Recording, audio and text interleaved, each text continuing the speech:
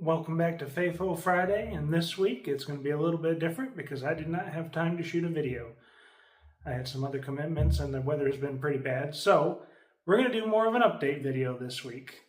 I am currently working on my gun wall, and if you guys follow me on social media, you'll know that Hold Up Displays sent me all of this gun wall stuff here and the stuff back here that I haven't put up yet to redo my gun room, and I'll put some pictures in here of what it started out as.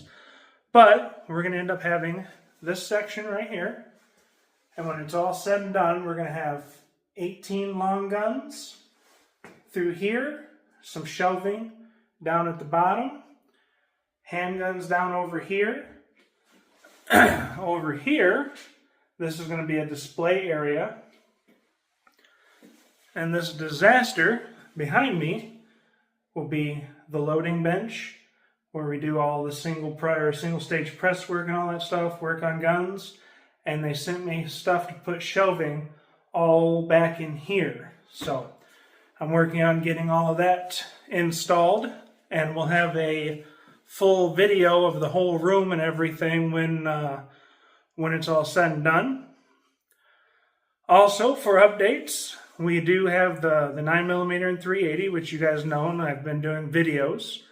We are going to have 10mm being the next caliber that we release. It's going to be a full power, full bore, 10mm. I don't load anything light. It's 135 grains, and it's going to be going right around the 700 foot-pounds.